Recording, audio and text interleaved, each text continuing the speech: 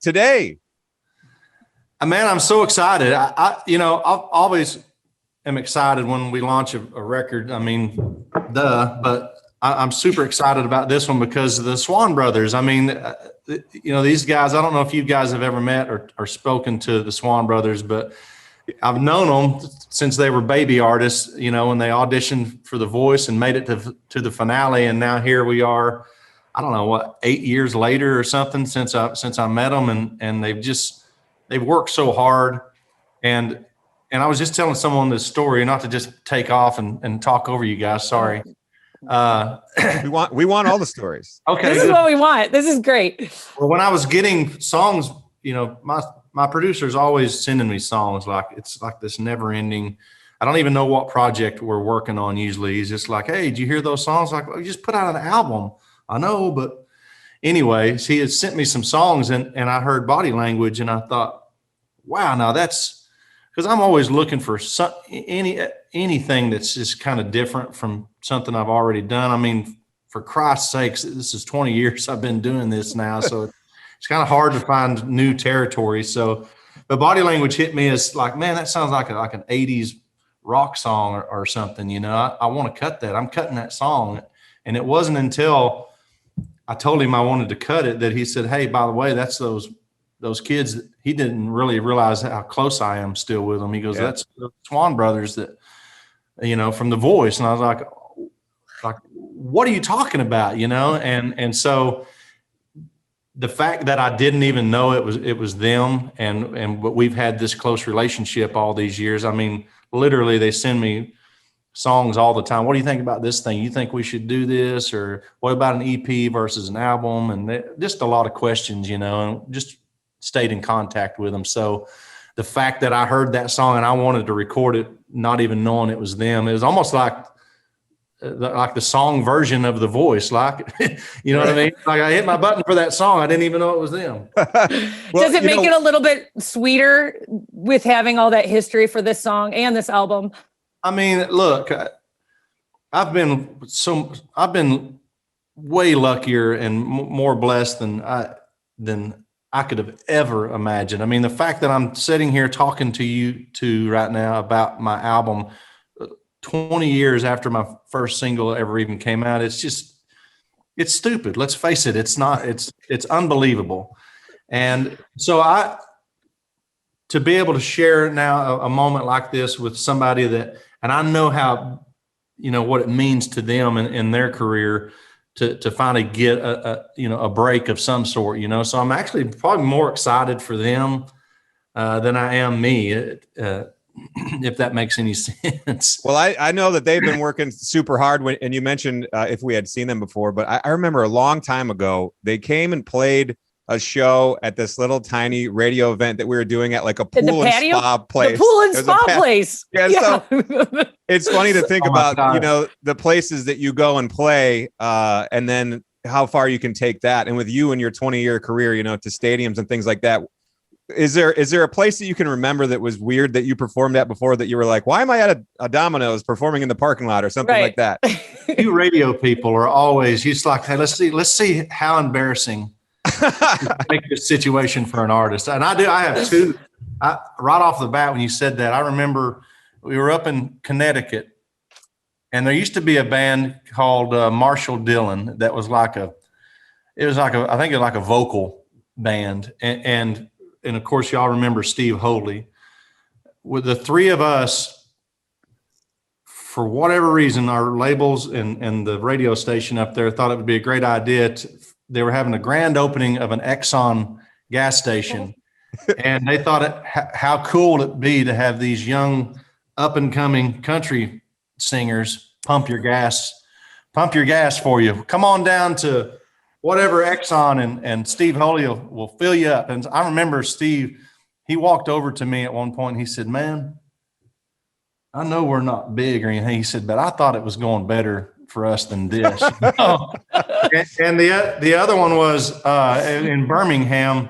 I had to do a breakfast performance at a McDonald's down there for the radio station. And the reason this stands out to me, because I've had some crappy gigs, but this stands out to me because I performed Austin, and then I think I did Old Red. I was just playing acoustically, but they were broadcasting it live on the radio. And this guy pulls in the McDonald's, and he's kind of standing off to the side, and he's like, "Hey man, you're Blake, right?" And I go, "Yeah, it's good to meet you." And he said, "I brought something for you," and he handed me this little paper sack. And so I went and I sat back down, and I was talking to the radio people. We were off the air at this point. I looked in the sack, and it was a bag of weed. And I remember thinking, oh my God, I just got set up. Like, he handed me this bag of weed, and like, or the police couldn't, like, I had no idea what was going on. I ran to the bathroom and I flushed it all down the toilet, you know, which I would have never done now, right? I'd been like, hey. At the time, you know, I was 24 years old, and in Alabama, I was like, oh my God, I just got set up. I'm going to jail, but I didn't. Well, thanks to the pandemic, I think it's good for you guys and all the other artists. There's no more radio events really anymore, so you probably don't have to worry about any of that goofy. No more of your crappy gigs that you make. Yes, electric. I think it's so fun that somewhere somebody had their gas pumped by Blake Shelton, and they've got that to say. Like, hey, one time he pumped my gas. The worst part about it is it's not like people even lined up. I remember one guy pulled up, and he probably wasn't even listening to the radio. And I was standing there with Steve, and it was like, hey man, let me get that for you. You know, and he's like, I can pump my gas, man. Like, like what? Like, I remember him thinking, yeah, who's this guy in a cowboy hat and a mullet that's pump my gas for me, you know? I would have enjoyed that, because it would have felt like it was back in the 50s times when someone did work at the gas station that pumped your gas, right? That's fun. Let's talk about Austin for a second. Congratulations. It's 20 years. Do you remember where you were, what you were thinking, and what were you drinking when you heard that song? Because you heard it, your album was already done. Like, right? Everything was finished. And then this song came to you. Yeah. Well, we didn't know if the album was done, thinking back on that now. I mean, I think in my mind, because especially at 24 or 23, however old I was, it was like, no, these are the songs, and I know what I want to say. You know, I was just an idiot. But, you know, the label, they weren't releasing the album, so it wasn't done until they released it, right? And so I got pitched the song Austin from Debbie Zabitson, who was A&R at Giant Records.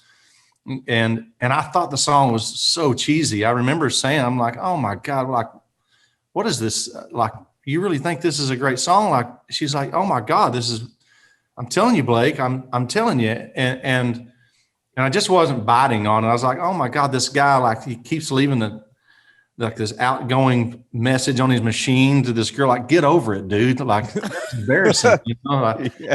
And so then Bobby Braddock, who was my producer, who's, you know, Hall of Fame songwriter, Hall of Fame everything, he heard the song. He was like, hey, listen, Blake, I'm just telling you, you're really screwing up here if you don't think about this. And I'm like, well, man, it's kind of a piano. And at the time, the demo was like this piano-based demo, like a piano vocal. And I was like, I'm a guitar guy, you know, I'm a 24-year-old guitar slinger. And he's like, well, just learn it on the guitar, idiot. You know, like, what are you doing? You're going to miss out on this thing. And so thank God they stayed on me about it. And it took me about a week, but I eventually fell in love with the song too. I still didn't know if people would think it was cheesy or not, but at least I got over the hump, and I realized what a great song it was and a cool story. And you know, the timing's everything. I don't know if Austin came out today, if it would have had the impact it did at that moment, you know, probably not, because this generation has no clue what an answering machine is. So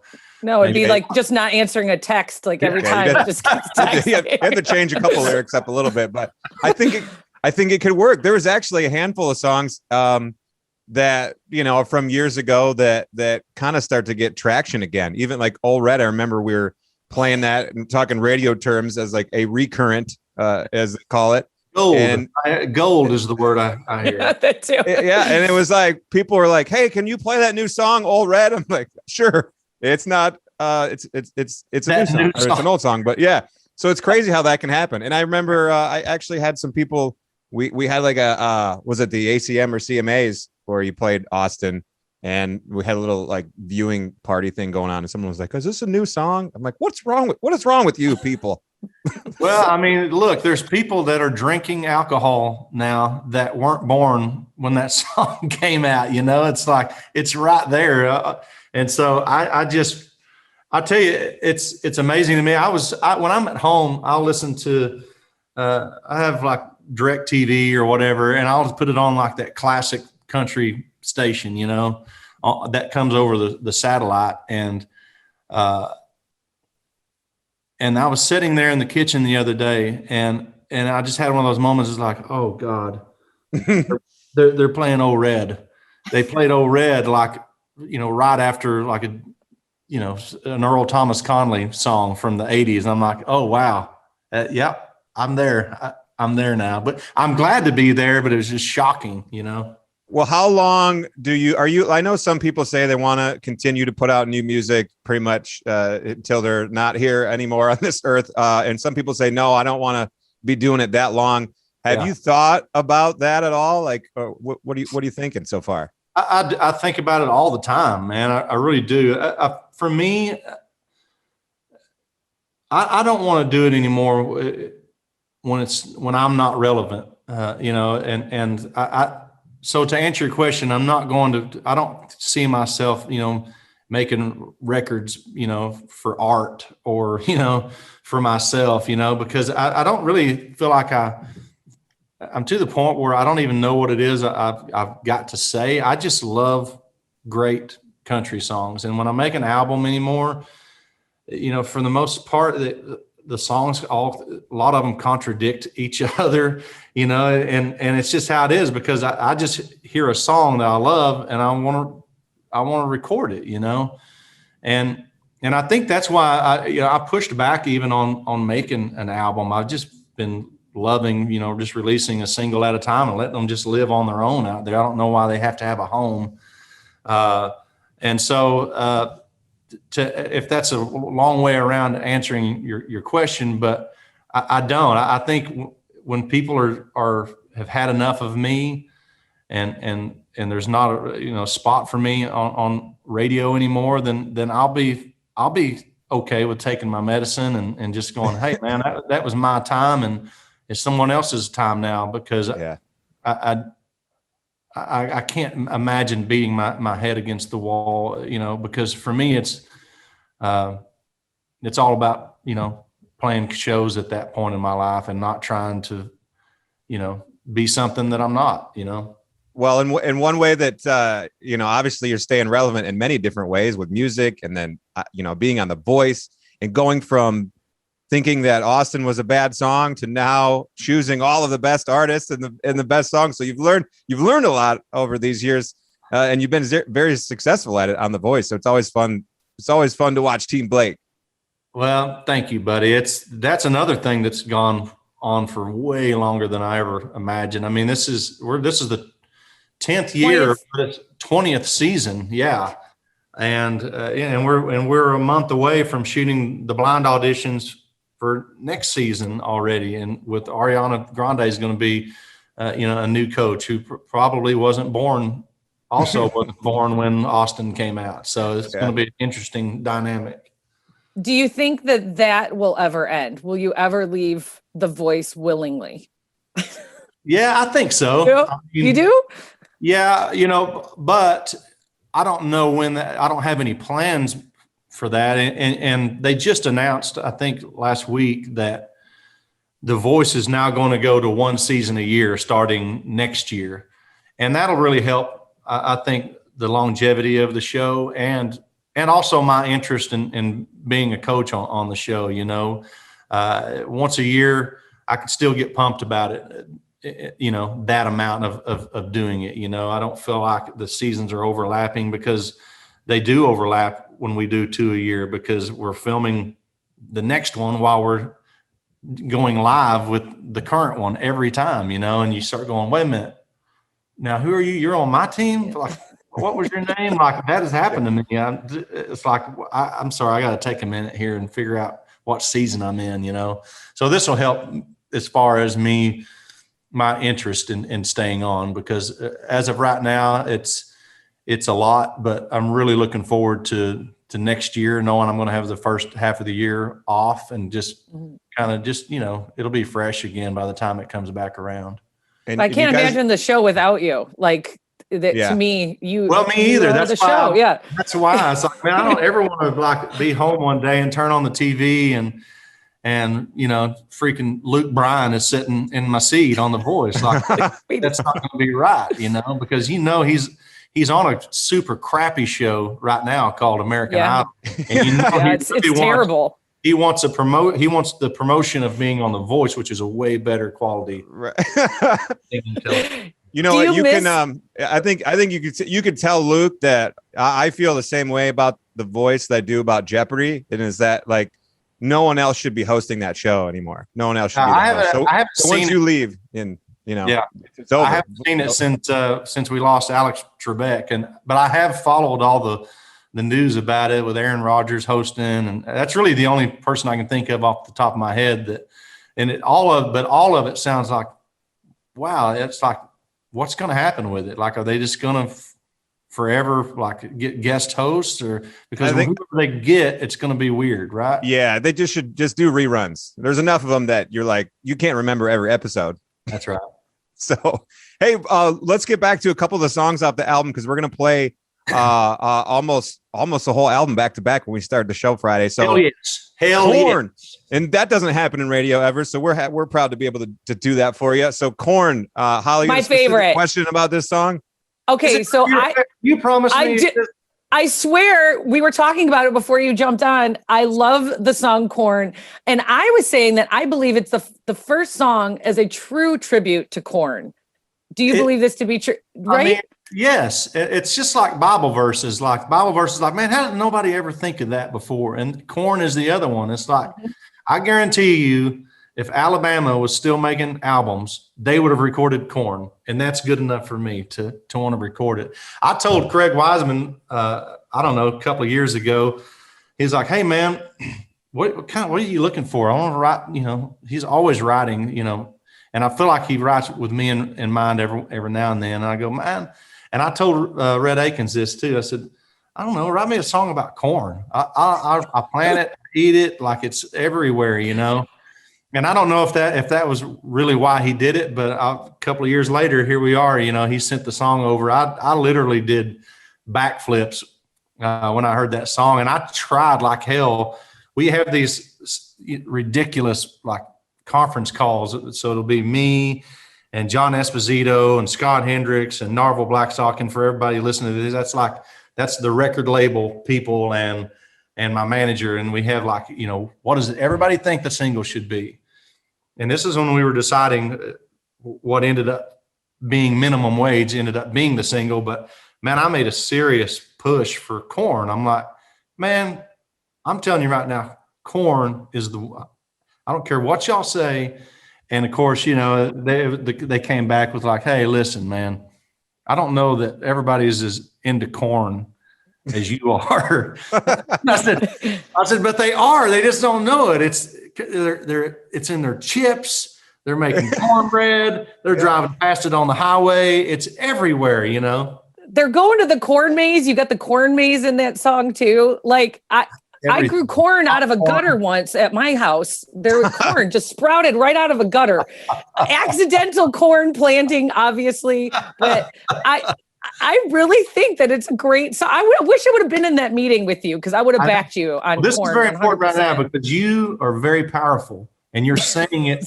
You're putting it out there in the world, and record label people are going to hear this. They're going to know. When Holly speaks, record people listen. Oh, everyone is like, oh yeah. No, but I do think it's like a song that sticks out for me, and I think it is a great song. I mean, other than the other great songs that you have, but I love that song. Yeah, we're gonna play that. We're gonna play The Flow, Bible Verses, Neon. We're playing pretty much a lot of them. Neon Time, The Girl Can't Help. The Girl Can't Help It. Monday morning. Play Body Language. You got to play Body Language. We're gonna play Body Language right off the rip. Yep. Why did you decide to name the album Body Language when you have Korn? You could have named it Korn. No, that's good. No, you're right. That's there's a reasoning behind it. We did a photo shoot before we decided anything, and it was like, what is? And of course, out of the 10,000 pictures we took, there was one that I could live with, And it's one where I'm kind of back in the shadows, like looking down. It's like, what does this picture say? This is like, does this picture say corn?